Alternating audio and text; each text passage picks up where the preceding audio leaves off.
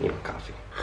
Oh, it's hot. Hey everybody, there's quite a few things that I want to talk about, and I want to make this kind of a quick video, so let's go and get started. First thing you may have noticed is that the title of this video is called Living in Korea, and I name it that because the last 4 months I haven't really been living in Korea, and before you start questioning where I've been, let me explain. So first things first is I was originally going to name it Living in Seoul, but I'm actually not in Seoul right now. I'm actually in Bucheon. And Bucheon is actually like a city that is outside of Seoul. So it's kind of like a metropolis. Okay, so here's Seoul, and then there is where I am living right now. So it's a little bit out of the way. I have to take the Chihacho in order to get to Yonsei to take my classes, which takes probably about 30 to 45 minutes, depending on like which train I catch. And speaking of the subway system, let me show you guys what it looks like. So this map is of all the subway lines that are in Seoul.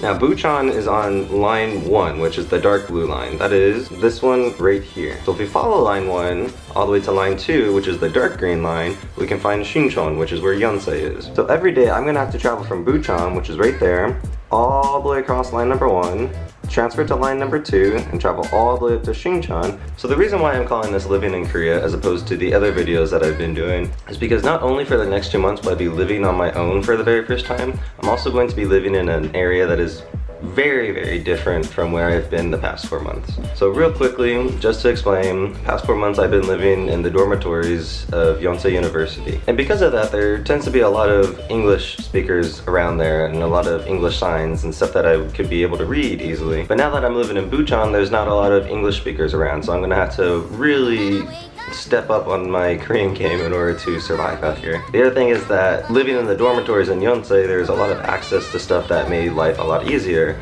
Like there was a convenience store literally 5 minutes away from my dorm, and I could just walk down, grab something, and walk back up. All of my classes were very, very close to where I was sleeping. So if I woke up at, let's say, 9:30 in the morning and I had a class at 10, I can make it there super easily. Now I have to wake up at about 6 a.m. to even make it to class on time, which is gonna be very, very interesting. I'm curious to see how well that's gonna go. Another reason why I'm saying that I'm actually living in Korea now is because the place that I'm staying in is more on the traditional side of a Korean house. So as you can see right there, that's my bed. I'm sleeping on the floor. I don't have a mattress. I have 2 blankets and big pillow and a small pillow. So that's been an experience in itself. I have no hot water. Well, I do have hot water.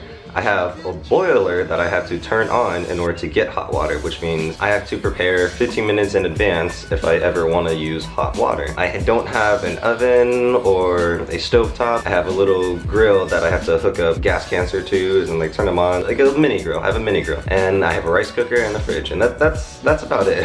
Now the biggest thing is that I don't have Wi-Fi at my house, which means the only time I have internet access is when I go to my university, or if I go to a 24-hour cafe, or any place that offers free Wi-Fi. Luckily, there's a lot of places that do that here in Korea. Now, I'm not completely cut out from the outside world when I'm not at my university. I do have a phone with data on it that my family here gave me. So if you guys ever want to contact me or say hi or anything, you still can. I'll be able to respond. But that being said, I'm thinking that it's actually going to be a very good thing to not always have internet access, because not only will I have time to do other stuff from not having so many distractions, but I also feel like it's gonna kind of force me to have to document stuff a lot more and make more of these vlogs so that people back home can see what's going on. Because I'm gonna get really bored if I don't talk to anybody, so I'm gonna be talking to this camera. You guys, I'm gonna be talking to you guys. So the next thing is I wanna show you guys a little bit more of the house that I'm staying in. I'm gonna show you guys the outside. I'm gonna show you guys the little rooftop area that I have access to, just so you guys kind of have a better idea of where I'm actually going to be staying. It's actually a really cool area. I'm going to enjoy it a lot. Alright, so let's go take a look. So here's the outside of the house. Goes all the way up to there. You go through this gate, up the stairs, back over here is my house. We keep going up the stairs. We'll find this. This is where my landlord is staying, so I'm going to quietly move away. And then we get to the very top. And it's a little rooftop garden that the landlord has grown. We can see she has some peppers going on here. There's some lettuce over here. And some leeks somewhere. They're there. The very back over there, she's growing some leeks as well. And you can see the cityscape of Bucheon, at least a little bit of it.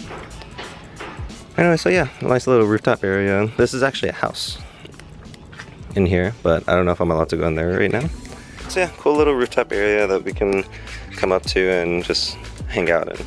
Last thing I want to talk about is the class that I'm going to be taking during the summer while I'm here in Korea. So it's Yonsei's KLI, Korean Language Institute's special summer program. And basically it's a 5-week course for learning Korean. So this past spring semester I was taking KLI 1, KLI level 1. And my hope is that during the summer that I can proceed into KLI level 2. Now in order to do that I have to take a placement test, which is actually going to happen today. I have to go down there at 2 p.m. Regardless of what I get placed into, I'm going to be taking this class from 9 a.m. to 1 p.m.